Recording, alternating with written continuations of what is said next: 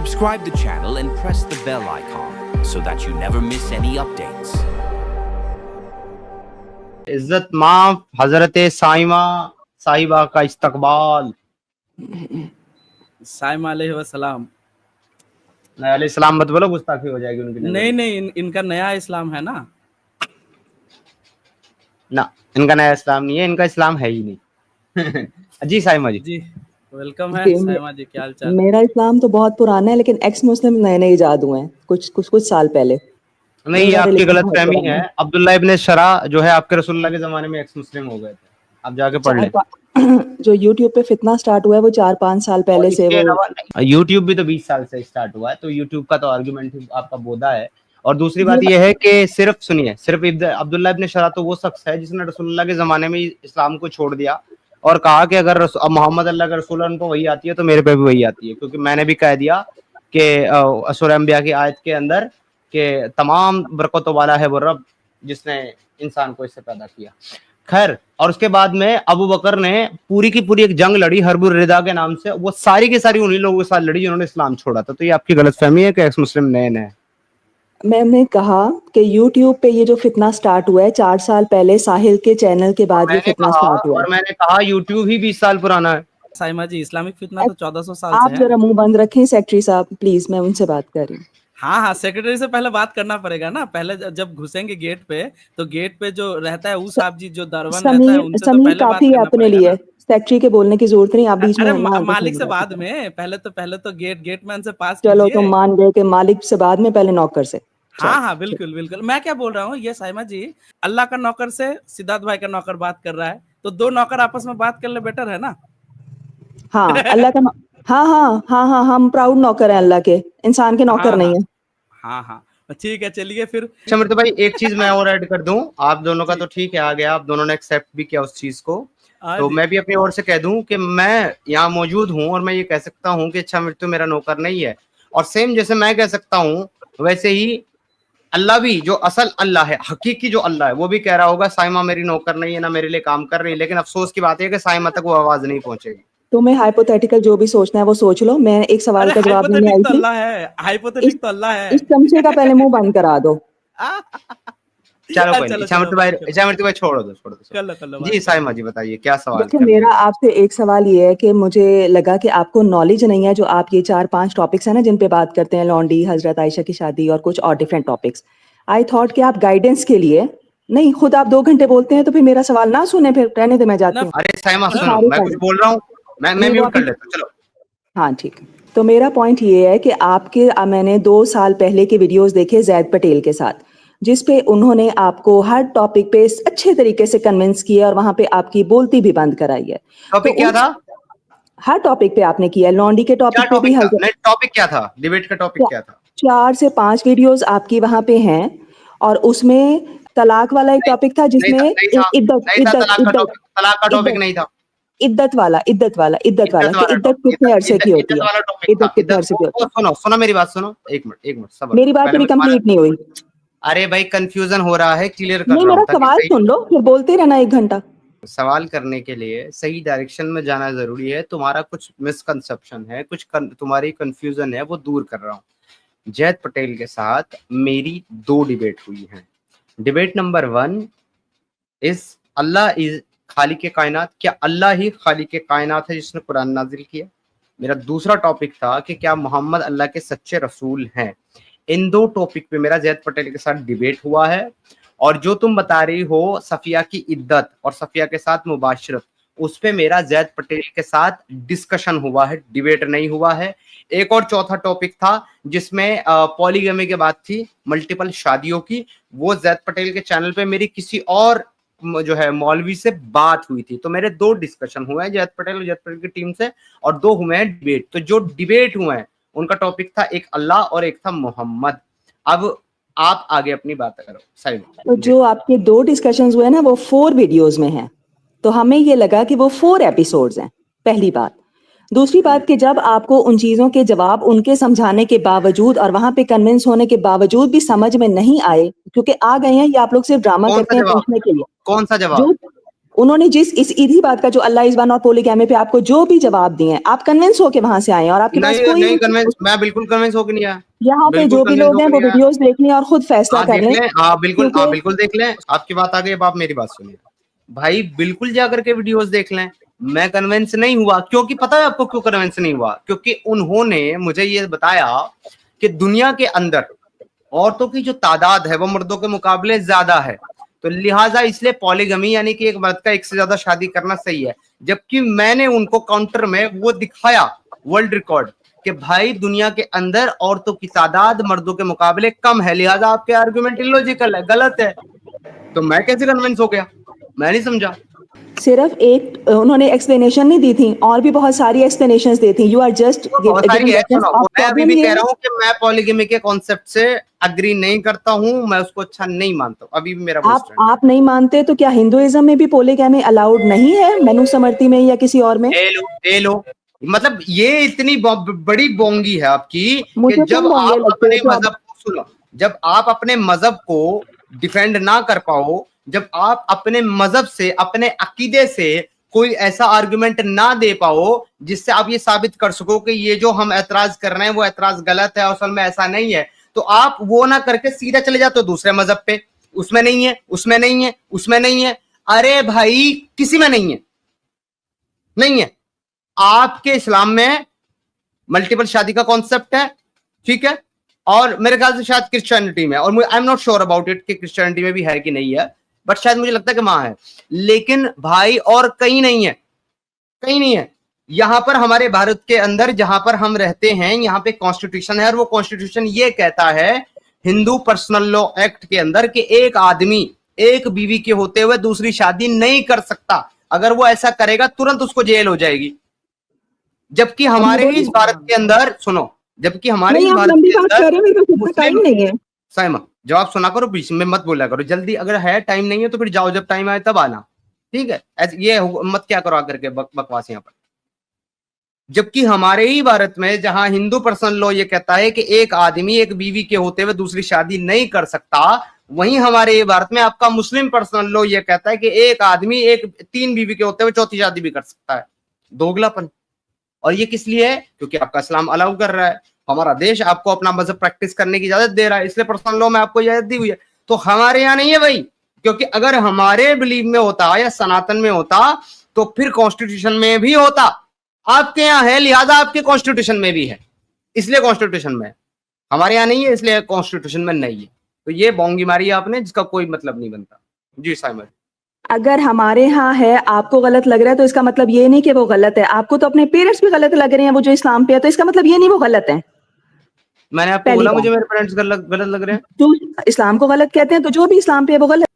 मेरे पे पर्सनल देखो अटैक जब करती हो ना आप, तो मुझे चीजें जो है ना गुस्सा नहीं दिलाती, बल्कि मुझे चीजें जो है ना आपकी जहनियत बताती है कि क्या जहनियत है, किस माइंडसेट से आते हो। मैंने कभी नहीं कहा मुझे मेरे पेरेंट्स गलत लगते हैं, कभी नहीं कहा मैंने। मैं तो यहाँ बैठ करके ये कहता हूं कि मेरे लिए अगर कोई खुदा है, कोई माबूद है, कोई भगवान है, कोई ईश्वर है, तो मेरे लिए वो सबसे पहले मेरे माँ बाप हैं। मैं आज भी ये कहता हूं।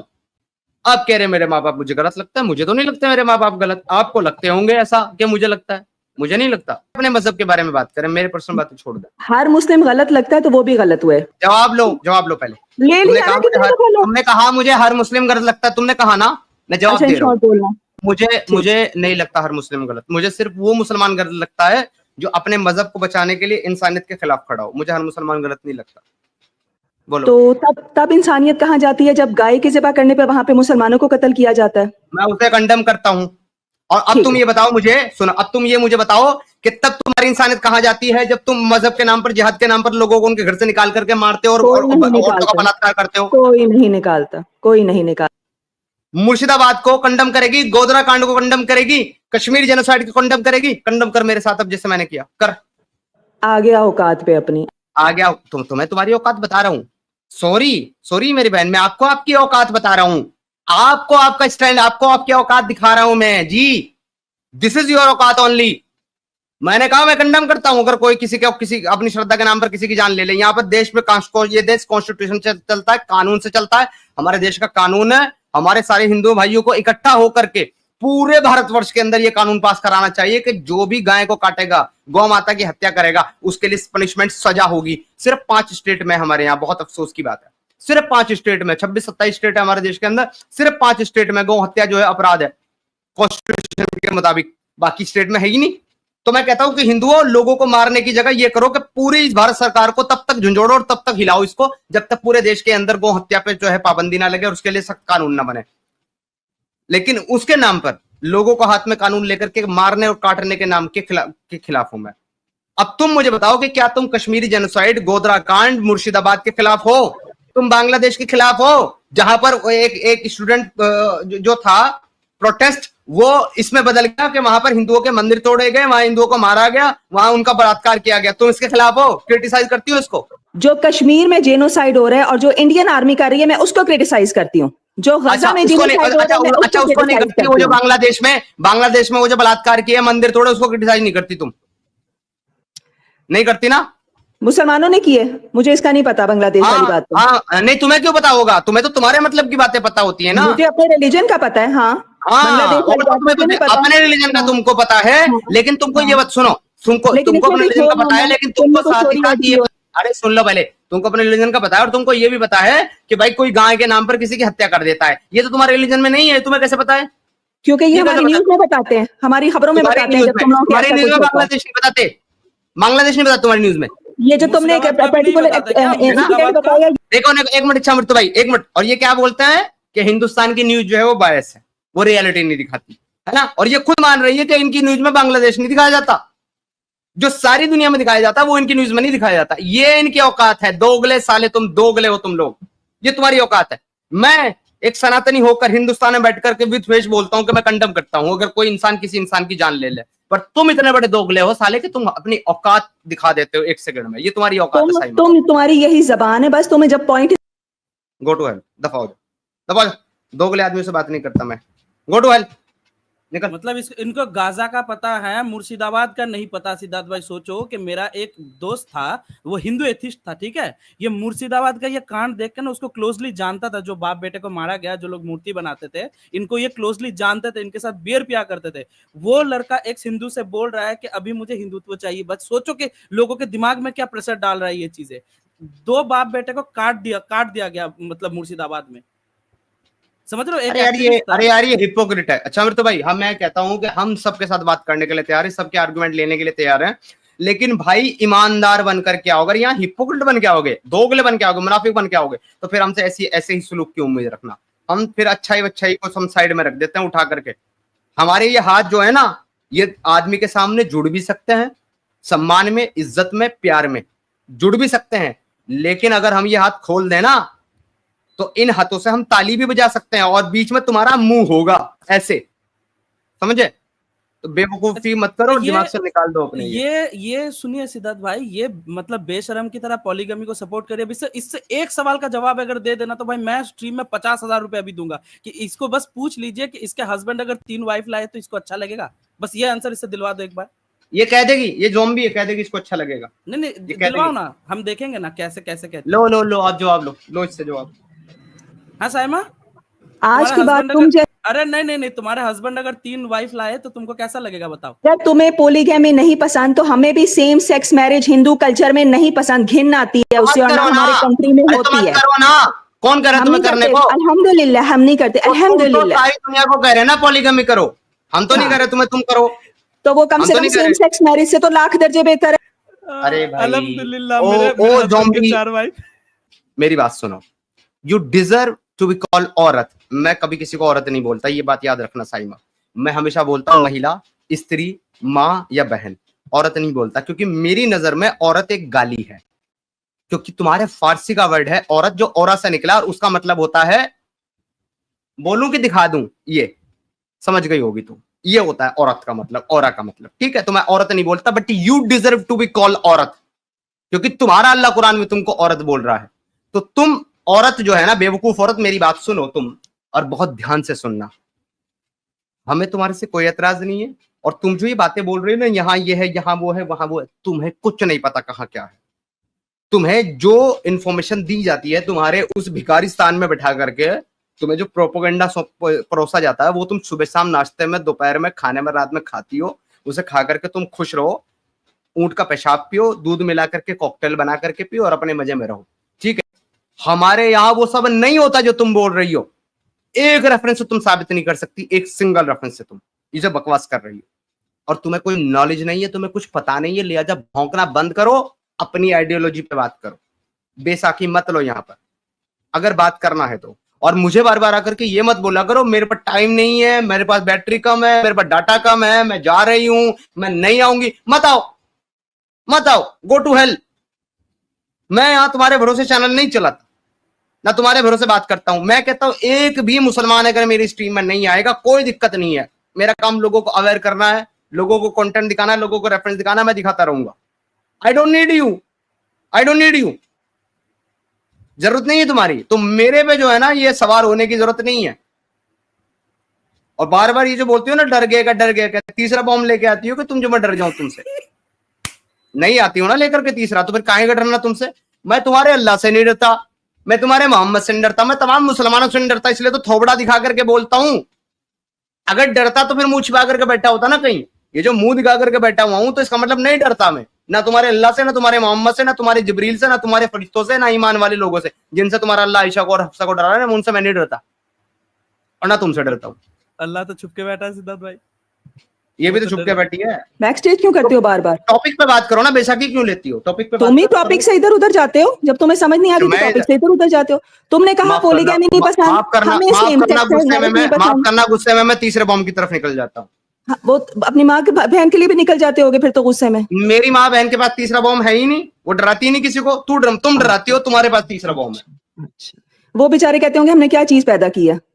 बिल्कुल, बहन ने मेरी मुझे नहीं पैदा किया, बहनें तुम्हारे यहाँ पैदा करती है, हमारे यहाँ माएँ पैदा करती हैं। तुम्हारी माँ ही कहती होगी क्या चीज पैदा की है। मेरी माँ जो है ना, मेरी माँ प्राउड करती होगी मेरे ऊपर। ओहो हो एक आदमी ऐसा पैदा, मैंने एक बच्चा ऐसा पैदा किया है जिसने पूरी दुनिया के मौलवियों के पिछवाड़े में डंडा किया हुआ है और सब हाय हाय करते घूम रहे हैं।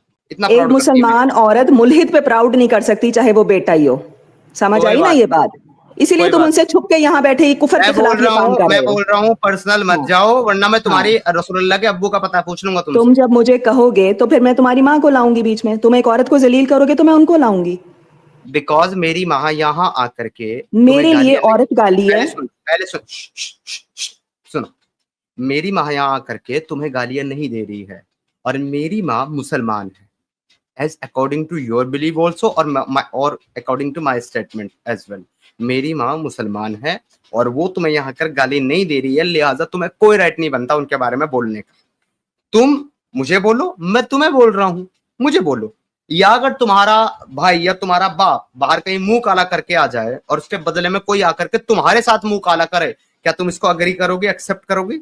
नहीं करोगे ना, क्योंकि वो तुम्हारे बाप की और तुम्हारे भाई की गलती है। तो उन्हीं के साथ होना चाहिए जो तुम्हारे साथ नहीं होना चाहिए, पर तुम यहां वही करने की कोशिश कर रही हो। मेरी बात से तुम जा रही हो मेरी माँ पर, जिसका कोई मतलब नहीं है यहाँ पर। और मेरी माँ अगर तुम सुन रही हो ना, अगर मेरी माँ तुम सुन रही हो तो देख लो, ये वो सुअर के बच्चे हैं और ये वो शैतान है, वो गाली देने वाले भी जो मुसलमान मोमिन आते हैं, और ये इस तरह की ये ब्रेंडेड दिमागी अपंग ज़ोंबी मोमिना भी। ये इनके जैसे लोगों के लिए आपने अपने लगते जिगर को, अपने उस बेटे को जिसको आपने 9 महीने पेट में रखा, आपने त्याग दिया इन जैसे सूरों की वजह से, इन जैसे सूरों के लिए।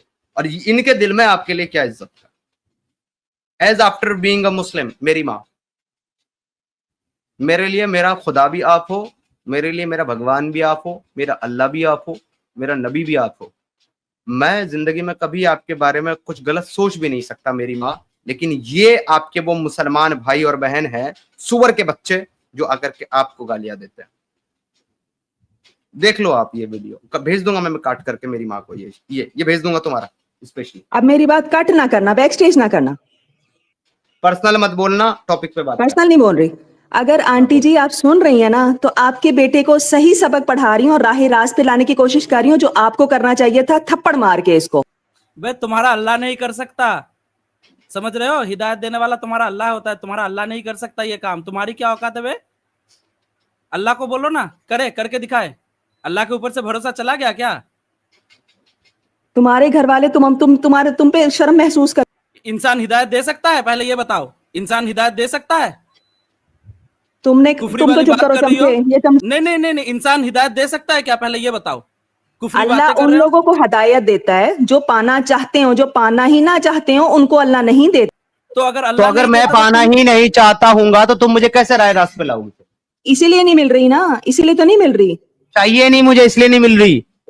चाहिए नहीं इसीलिए नहीं मिल रही, तो फिर सवालों के जवाब लेने का क्या फायदा लोगों से? नहीं, मैं नहीं ले रहा सवालों के जवाब। तुम्हें किसने बोला मैं सवालों के जवाब लेने आता हूँ यहाँ? रोज रोज तो पूछ। अच्छा तो फिर ना, मैं तो बजाने आता हूँ तुम्हारी, सवालों के जवाब लेने नहीं आता। मैं तो तुम्हारी बजाने आता हूँ।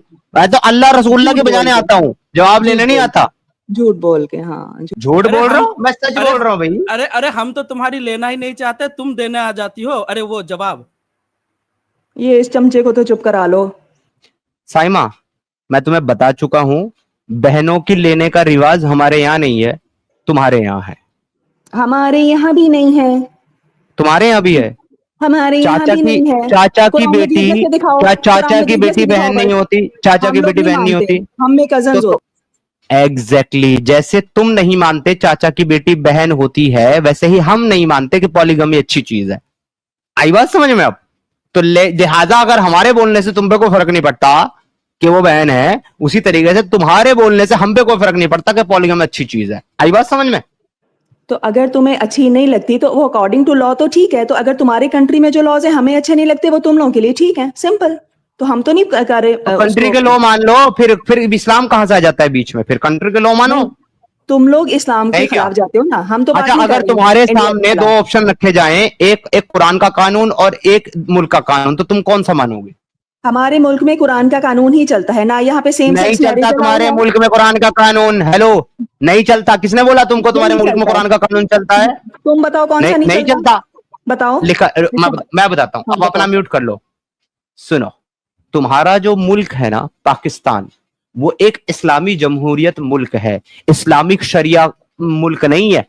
तुम्हारे यहां पर मुकम्मल तौर पर इस्लामिक शरीयत नाफिज नहीं है, तो तुम्हारा मुल्क अंग्रेजों के बनाए हुए कॉन्स्टिट्यूशन से चलता है, इस्लामी शरीयत से नहीं चलता। जाकर के पहले पढ़ाई लिखाई कर लो। सबूत दो, कौन सा ऐसा रूल है जो इस्लाम के खिलाफ है और यहाँ पे चलता है? सबूत दो। सबूत तुमको इंटरनेट पे मिल जाएगा। जाओ, नहीं नहीं, ढूंढ लो। इंटरनेट में मैं नहीं जाती तुम्हारी तरह। तुम मुझे सबूत दो कि ऐसा कौन सा असूल अपने है। मौलवियों से पूछ लो जो रात दिन बैठ करके टीवी पर चिंघाड़ते हैं ऐसा कि कुछ नहीं है। आज 75, सुन लो पहले जवाब, आज 75 साल गुजरने के बाद भी हम पाकिस्तान को एक इस्लामिक शरीयत मुल्क नहीं बना पाए। लानत है हम पर। उन मौलवियों से जाके पूछो, जाओ। तो उनका मतलब यह है कि लॉ तो बने हुए हैं, लेकिन अगर लोग उसको थोड़ी बहुत प्रैक्टिस कुछ मामलों में नहीं नहीं करते, तो बने इसका मतलब हुए। ये है, law बने अब देखो हुए हैं प्यार, हदीस अब देखो के। मेरी बहन, लॉ नहीं बने हुए हैं। अगर लॉ बने हुए तो लॉ फॉलो किए जाते। लॉ नहीं बने हुए आपके यहाँ पर। आपके यहाँ पर 75% आज भी अंग्रेजों का कानून है। एंड अनफॉर्चुनेटली और बदकिस्मती से हमारे हिंदुस्तान में भी आज कौन भी सा अंग्रेजों का कानून है? 75% कौन सा? ब्रिटिश कानून है। ब्रिटिश कानून। पाकिस्तान में कौन सी चीजें अंग्रेजों के कानून वाली, मुझे ये बताओ। आपके इस्लाम का कानून यह है कि अगर कोई, मैं बताता हूं आपके इस्लाम का कानून यह है कि अगर एक मर्द और एक औरत जिना करें तो उनको जमीन में गाड़कर संसार करना है। बताओ कितने लोगों को मार जाते हैं तुम्हारे यहाँ? ये पुराना कानून था, अब ये कानून नहीं है। अब इसके लिए वो आ गई है, सजा आ गई है। अब कौन सा कानून आ गया? एक मिनट। इस्लामिक शरीयत का कानून यही है। इस्लामिक शरीयत में दूसरा कानून दिखा दो। उसमें सजा आ गई है, कैद की सजा है। अरे दूसरा कानून दिखाओ इस्लामिक शरीयत में जो इसकी जगह पर है, दिखाओ, शो मी। अरे भाई, आजकल के दौर में 70 कोड़े थोड़ी मारेंगे। अबे बेवकूफ इंसान, आजकल के दौर में दुनिया का कानून चलता है, इंसानों का बना हुआ कानून चलता है। तुम्हारे अल्लाह का कानून नहीं चलता। तुम्हारे अल्लाह का कानून यही कहता है कि उनको कोड़े लगाओ और उनको संसार करो। आई बात समझ में? तो कोड़े लगाने जितनी सजा मुकर्रर कर दी गई है प्रिजन की। अरे भाई, सैयब किसको कहते हैं? सैयब, पहले सैयब बताओ किसको कहते हैं? मैं नहीं बता रही, मैं तुम्हारे हर सवाल का जवाब नहीं दूंगी। बतानी नहीं, पता होगा तो बताओगी ना। तो पहले तुम बता सैयद दो। किसको कहते हैं? अभी तुमने नहीं, कहा मैं कि बताऊंगा। इस्लाम- अगर तुम ये कहोगी कि मुझे नहीं पता, फिर मैं बताऊंगा। सैयब किसको कहते हैं? सैयब नहीं पता? ओके, सबर करो। सैयब नहीं पता। तो तुम्हें ये मैं इस्लामिक कानून का बता दूं? नहीं, तुम्हें अगर इस बात पे बात करनी है कि इस्लामिक कानून तुम्हारे पाकिस्तान में है कि नहीं है, और तुम्हें जो है रज़म के कानून पे बात करनी है, तो तुम्हें उसकी टेक्निकलिटीज पता होना चाहिए। और उसी की टेक्निकलिटीज में एक टेक्निकलिटीज है सैयब। सैयब किसको कहते हैं वो बता दो। सैयद सीन ये दाल। सैयद नहीं, सैयब। सैयब सैयब। किसको कहते हैं? सैयब मुझे नहीं पता। तुम्हें तो उम्मी का मतलब नहीं पता था। उम्मी माँ वाला बना के बैठे रहते, मुझसे तुम टेस्ट ले रहे हो। मुझे क्या पता है क्या नहीं पता, वो छोड़ो, तुम अपनी नॉलेज का मुजाहरा करो। सैयब किसको कहते हैं? नहीं पता ना? चलो तुम्हारे स्कॉलर के मुंह से सुनाता हूं तुमको। तुम्हारी डेफिनेशन कुछ और होनी है वैसे, चलो बताओ। मेरी डेफिनेशन नहीं, तुम्हारे स्कॉलर की डेफिनेशन सुनाता हूं, रुको। ये देखो, अब ध्यान से सुनना, मैं लेकर आता हूं। मेरी छोड़ दो, मैं अपनी कुछ नहीं दूंगा। ये लो, ये है तुम्हारे असीम अल हकीम, जो यहाँ पे टॉपिक तो तुम हट फॉर्निकेशन, रहे हो अब। एडल्ट्री। बैसाखी तुम ले रहे हो अब। बैसाखी तुम ले रहे हो। क्या तुमने मेरे साथ पाकिस्तान के कानून के ऊपर बात करी या नहीं? क्या मैंने तुमको एग्जाम्पल के तौर पर रज़म का एग्जाम्पल दिया कि नहीं दिया, जो तुम्हारे आज पाकिस्तान में फॉलो नहीं होता? तुमने कहा एक कानून बताओ जो पाकिस्तान में शरीयत के खिलाफ है। मैं बता रहा हूँ शरीयत क्या कहती है, उसके खिलाफ तुम्हारा कानून है। अब तुम सुनो, मेरे मुंह से नहीं सुनो, अपने स्कॉलर के मुंह से सुनो क्या कहते हैं तुम्हारे स्कॉलर। ठीक है, ये है असीम अल हकीम, जो कि बात कर रहे हैं एडल्ट्री और फॉर्निकेशन के टॉपिक के ऊपर। ये तुमको बताएंगे सैयब किसको कहते हैं। Listen, as in Surat Al-Furqan. However, the punishment differs. So if a person fornicates, this means that he is not married and was not married before. This is sort of called in Islam as a virgin. So a man or a woman who has not married in their life, they're considered to be virgins. Even if they committed adultery or fornication many times, still, they're still classified as virgin.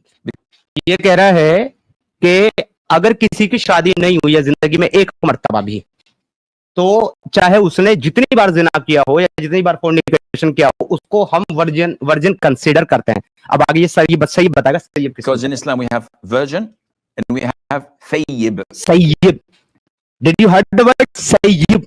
We have virgin and we have सैयब। अब ये बताएगा सैयब किसको कहते हैं। A thayyib is a woman, usually a person who is either married, has been married, whether divorced, widowed, or still married. He's considered to be a thayyib. जिसकी एक बार भी शादी हो गई है, चाहे डिवोर्स हो गया, चाहे वो बेवा हो गई या उसकी बीवी मर गई, जिसकी एक बार जिंदगी में शादी हो गई, चाहे उसकी बीवी अब जिंदा है या नहीं है, इट डजंट मैटर, उसको सैयद कहा जाता है। और ये मैं तुमको क्यों पूछ रहा था, क्योंकि फोर्निकेशन की, एडल्ट्री की सजा देने के लिए दो टर्म होती है, एक होती है वर्जिन, एक होती है सैयद, और दोनों के लिए अलग अलग पनिशमेंट है। तो इसको ही हम लोग ये कहते हैं विदाउट मैरिज और आफ्टर मैरिज। हाँ जी, विदाउट मैरिज और आफ्टर मैरिज, जिसको आफ्टर मैरिज कहते हैं ना, उसी को अरबी में सैयद कहते हैं। अब आगे तो आफ्टर मैरिज, हाँ जी, आगे। In Islam, if a virgin commits fornication and अरे रुक जा भाई बहन, भी डिनाई किया तुमने, अब सुन लो। are caught or is caught red-handed, and red-handed means that 4 male Muslim witnesses saw the actual act and they can graphically describe what they had seen, specifically in detail. Or a person confesses. So it's one of the two. We don't refer to DNA. We don't believe in video footage. It has to be 4 eyewitnesses, male and Muslims, or a confession. या तो कोई दोनों में से आकर के इकबाल जुर्म कर ले, मर्द या औरत, कि हमने जिना किया है, उसे कहते हैं कन्फेशन। या तो फिर दूसरी शरायत ये है, किसी ने जिना किया, एडल्ट्री की है, इसको कंफर्म करने के लिए 4 मर्द मुसलमान की गवाही, जिन्होंने रेप होते हुए या फॉर्निकेशन होते हुए अपनी आंखों से देखा, और वो ग्राफिकली इन डिटेल डिस्क्राइब कर सकें, इन डिटेल डिस्क्राइब कर सकें कि उन्होंने क्या देखा। अगर ऐसा होता है तो सजा दी जा सकती है फॉर्निकेशन और एडल्ट्री की। यह है इस्लामिक शरीयत क्या तुम्हारे पाकिस्तान में फॉर्निकेशन एडल्ट्री की सजा इस तरीके से दी जाती है? इस्लाम में जो लॉज कोर्ट ने फिक्स किए, पाकिस्तान में इस तरीके से सजा दी जाती है, हाँ या ना? तो मुझे पहले तुमने मुझसे मतलब पूछा ना ना ना ना, सैयब का मतलब हो गया। अब भागने की कोई जगह नहीं है साइमा। अब तो बस ये साबित करना है कि हाँ, इस्लाम, पाकिस्तान जो है वो एक इस्लामिक ममालिक है जो इस्लामिक शरीयत पे चलता है। उसके लिए आपको मुझे ये दिखाना होगा कि आपके यहाँ पर एडल्ट्री और फोर्निकेशन की सजा पाकिस्तान में इस तरीके से दी जाती है। मैं प्रूफ करती हूँ, वेट करो। इस तरीके से दी जाती है या जो भी देती है, अभी बताती हूँ। करो, पहले तो मुझे ये बताओ। जो भी नहीं, हाँ बताओ। नहीं, पहले नहीं, पहले बाद में कुछ नहीं, सब कुछ बाद में। पहले सिर्फ ये कि क्या इस तरीके से सजा दी जाती है तुम्हारे पाकिस्तान में, तो मैं मान लूंगा कि तुम्हारा इस्लाम, तुम्हारा पाकिस्तान जो है तुम्हारी मर्जी नहीं चलेगी, हर तरफ तुम्हारी मर्जी नहीं चलेगी। तुमने मुझसे पूछा, तुम्हारी बदमाशी भी नहीं चलेगी। अब तो मुझे बताओ, बिदून जवाज का मतलब क्या होता है? इसी का एक पार्ट है बिदून जवाज, बताओ। बिदून जवाज का मतलब, बिदून जवाज का मतलब होता है शादी के बाद। तुम्हारी तरह अनपढ़ थोड़ा ही हूं मैं। तुम्हें क्या लगता है तुम्हें तरह अनपढ़ है? ये पूछो कि पाकिस्तान में ऐसा सजा दिया जाता है कि नहीं। अगेन माय क्वेश्चन, क्या तुम्हारे पाकिस्तान में ऐसा सजा दी जाती है? हाँ भाई, रुको मैं बताती हूँ सजा क्या है वो बताती हूँ, वेट करो जरा। सजा क्या है वो बताती हूँ। सजा क्या है वो, सजा क्या है वो नहीं पूछ रहा। एक मिनट, सजा क्या है उस पर मैं भी नहीं गया। अभी मैं ये पूछ रहा हूँ कि क्या इस तरीके से सजा दी जाती है? 4 male and Muslim I witness who can describe graphically what they had seen, इस तरीके से दी जाती है या नहीं? बस इतना बता। जो कोर्ट्स में अब है इम्प्रिजन। आपने कहा कि इस्लामिक स्टेट है और जब इस्लामिक स्टेट है तब इस्लामिक तौर तरीके से ही सजा दिया जाएगा, लेकिन अब आप ही अपनी बात को कॉन्ट्रडिक्ट करके बोल रहे हो नहीं, वो वाला सजा तो पुराना हो चुका, अभी हम इम्प्रिजनमेंट देते हैं। तो आप तो अपने मुंह से ही उसी चीज को एक्सेप्ट कर रही है जिसके अगेंस्ट में आप बोल रहे हो। कुछ सजाएं ऐसी थी जो जमाने जाहिलियत के हिसाब से ठीक थी। आजकल के दौर में अगर किसी को 100 कोड चेंज हुआ है कि नहीं, पॉइंट ये तो हुआ है उसको ना। पनिशमेंट के लिहाज से ही उसके अकॉर्डिंग ही चेंज किया गया है इम्प्रिजनमेंट, क्योंकि 100 कोड़े मार के कोई दोबारा वही काम करेगा। तुम्हारी गाड़ी में ब्रेक नहीं है क्या? तुम्हें ब्रेक लगाना पड़ेगा। अगर तुम ब्रेक नहीं लगाओगी तो तुम्हारे साथ डिस्कशन नहीं हो सकता है Saima. Just break your bike करो, ओके? देखो साइमा, आप हमको ये बता रही हो कि उसको चेंज करके कौन सा रूल लाया गया है, लेकिन यही तो हमारा आर्गुमेंट है आपके साथ कि आपका जो पाकिस्तानी ममालिक है उसने रूल्स को चेंज कर दिया है और वो दूसरे रूल के ऊपर काम कर रहा है, वो इस्लामिक शरीयत के रूल पे काम नहीं कर रहा है। यही तो आर्गुमेंट था, वो खुद आपने एक्सेप्ट कर लिया तो बात ही खत्म हो गई ना। अब बात समझ आई आपको? इस बात पे मुख्तलिफ स्कॉलर्स ने ही बैठ के इस चीज को डिसाइड किया है कि उस सजा का आजकल के हिसाब से क्या सब्स्टिट्यूट बनता है। आपके अल्लाह ने अगर कोई हुक्म दे दिया वाज़े तौर पर, तो आपके किस स्कॉलर के पास ये हक बाकी रहता है कि वो उस सजा को दूसरी किसी सजा से तब्दील कर दे? हक बाकी इस तरह से रहता है क्योंकि अब जमाना जब चेंज हो गया जनरेशंस के हिसाब से, सेंचुरीज के हिसाब से, तो अब वो सजा अगर कोई चीज फिट नहीं बैठती तो हम उसमें चेंजिंग ला सकते हैं, खत्म नहीं कर सकते उसको। कि हम खत्म कर दें तो वो गलत है, हम खत्म नहीं कर सकते उसको। और ये कानून कहां से सीखा आपने? कुरान की कौन सी आयत से आपको ये कानून मिलता है? कुरान की आयत से कैसे मिलेगा? लॉ से मिलेगा ना ये तो। और जो स्कॉलर्स ने रिसर्च किया। एग्जैक्टली, रुक जाओ, अब बात सुनो। जब कुरान की आयत वाज़े तौर पर एक हुक्म दे चुकी और वो कुरान दे चुकी जिसने कह दिया कि मा अकमलतु लकुम दीनुकुम, हमने दीन को मुकम्मल कर दिया और बेहतरीन फॉर्म में तुम्हारे साथ पास पहुंचा दिया। मैंने अपना जवाब दे दिया, तुम्हारी अकल में नहीं। अरे एक सेकंड यार, बीच में मत बोला करो, फटा मत करो, ठीक है? भागना है तो भाग जाओ, फटा मत करो बीच में। तो जब तुम्हारा कुरान कह चुका है कि दीन एक्चुअल में परफेक्ट फॉर्म में तुम तक पहुंचा दिया गया और उसके अंदर अब तब्दीली नहीं हो सकती, ठीक है, तो फिर अब आप कैसे उसको तब्दील कर सकते हो जमाने के साथ चल करके? ये तो आप अपने कुरान के खिलाफ जा रही हो ना। और आपके स्कॉलर जी खिलाफ नहीं जा रहे। कुछ चीजों में स्कॉलर जब मिलके बैठते हैं कि अब इस टाइम के हिसाब से अगर कोई चीज अल्लाह से बड़े हैं तुम्हारे स्कॉलर? अल्लाह से बड़े हो गए क्या? अल्लाह ने ये कुरान में कहा है कि औलिया कराम पे कौन सी आयत में कहा है कि तुम वक्त के साथ मेरे हुक्म को बदल दो? अल्लाह ने कौन सी आयत में कहा है? अल्लाह ने कौन सी आयत में आपके स्कॉलर्स को यह हक दिया है कि तुम वक्त बदलने के साथ मेरा हुक्म बदल दो और मेरा कानून बदल दो?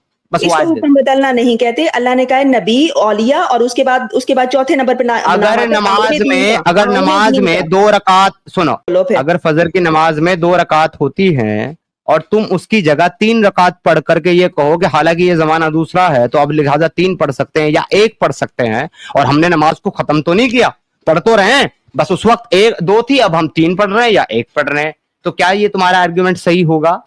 बेवकूफ आदमी हर चीज में नहीं है ना, हर चीज में नहीं कर।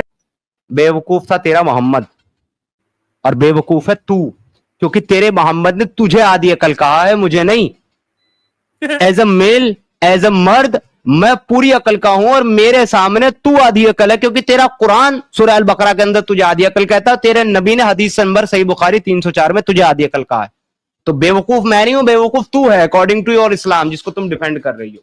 उस आधी अकल का मतलब क्या है तुम्हें ये भी नहीं पता, मैं बता। उस आधी अकल का मतलब है साइमा, साइमा उस आधी अकल का मतलब।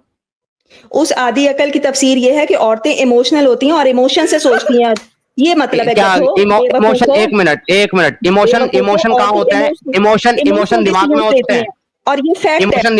इमोशन दिमाग में होते हैं, पहले तो तुम ये कंफर्म उसको करो। मान चुकी है कि इमोशन दिमाग में होते हैं क्या, ताकि मैं तुम्हारी आर्गुमेंट मानूं कि वो आधी अकल इसलिए क्योंकि वो इमोशनल होती हैं? क्या इमोशन दिमाग में होते हैं? यहाँ पे आधी अकल का मतलब इमोशनल है। हाँ, तो क्या इमोशन दिमाग में हो, एक मिनट, इमोशन दिमाग में होते हैं? साइंस किस बात को, अरे यार हाँ या नाम जवाब दो, साइंस के हिसाब से नहीं, इस्लाम के हिसाब से पूछ रहा हूँ। साइंस को साइड में रखो, साइंस का इस्लाम का कोई लेना देना नहीं। क्या इमोशन दिमाग में होते हैं? इस्लाम ने जो बात बहुत पहले कह दिया, साइंस ने उसको अप्रूव किया कि इमोशन से मैं सोचती कह है रहा हूँ औरत। क्या इमोशन दिमाग में होते हैं? देती है। तुम्हें कुछ सुनने में मसला है या तुम जवाब जानबूझ करके नहीं देना चाहती? जो मैंने जवाब दे दिया था, और जो तूने जवाब दिया है उसी पे काउंटर क्वेश्चन पूछ रहा हूं, उसी पे पूछ रहा हूं। तुमने कहा आधी अकल इमोशनल तौर पर कहा गया है, तो क्या इमोशंस दिमाग में होते हैं? जी साइमा। और अब मैं तेरे जैसे बदतमीज की लाइफ में गलती करती, मुझे लगता है तू सुधर। गो टू हेल, ब्लॉक कर देता हूं तेरे को, चल दोबारा ताकि ना आए, जा। अच्छा, मैं बस एक चीज शॉर्ट में सिद्धार्थ भाई दिखा दूं कि इसने जो क्लेम करके गया वो सुन रही होगी बाहर से, तो ये जो साइंस का नाम लेके वो बोंगिया मारते हैं ना, देखिए क्लियरली मेंशन है कि नो वुमेन्स आर नॉट, देखिए inherently more emotional then main, ठीक है। औरतों का ब्रेन और औरतों इनहेरिट, मतलब ये इमोशंस जो हैं, कोई भी मतलब पर्सन, औरत हो मर्द हो, ये इनहेरिटली ज्यादा कम नहीं होता है। ये इमोशंस, ये चीजें बनते हैं उसके अपब्रिंगिंग से, कैसे माहौल में वो रहती है, इस वजह से। लेकिन इनहेरिटली किसी भी औरत का इमोशन मर्द से ज्यादा होता है, ये साइंटिफिकली कहीं से प्रूवन नहीं है। जी सिद्धार्थ भाई प्लीज। भाई ये एक दिमागी अपंग इंसान है, ये एक जिहादन है, ये एक ज़ोंबी है, और मैं कहता हूं इसके रसूल अल्लाह ने और इसके अल्लाह ने इसके जैसी औरतों के बारे में बिल्कुल सही कहा है कि ये आधी अकल होती हैं। सबीर भाई, इस्लाम में चोर की सजा क्या है? हाथ काटना भाई। अरे मानेगी नहीं बहुत ना, सारी, बोले कि बदल दिया। ना बहुत सारी हैं बहुत सारी हैं, लेकिन मेन जो है वो हाथ काटना है। हाँ, इनसे पूछ लो कि इस्लाम में क्या हाथ काटे जाते हैं क्या? पाकिस्तान में पाकिस्तान में इस्लाम में हाथ काटे जाते, पाकिस्तान में काटे जाते हैं? मतलब एक भी आर्गुमेंट का सही से जवाब नहीं दिया भाई, एक आर्गुमेंट का। क्या है भाई, मेरे को तरस आता है सिद्धार्थ भाई इनके घर वालों पर, इनके फ्यूचर हस्बैंड पे यार। बहुत बहुत दया आती है सिद्धार्थ भाई। नहीं सॉरी हेलो, एक गलतफहमी दिमाग से निकाल दो। फ्यूचर हस्बैंड मत बोला करो, प्रेजेंट हस्बैंड बोला करो, शादीशुदा है वो। अच्छा। वहां 15 की नहीं बचती है, ये 21 की कैसे बचेगी भाई? मैं बस उसको एक्सपोज करना चाहता था, लिहाजा वो खुद को खुद एक्सपोज करके चली गई।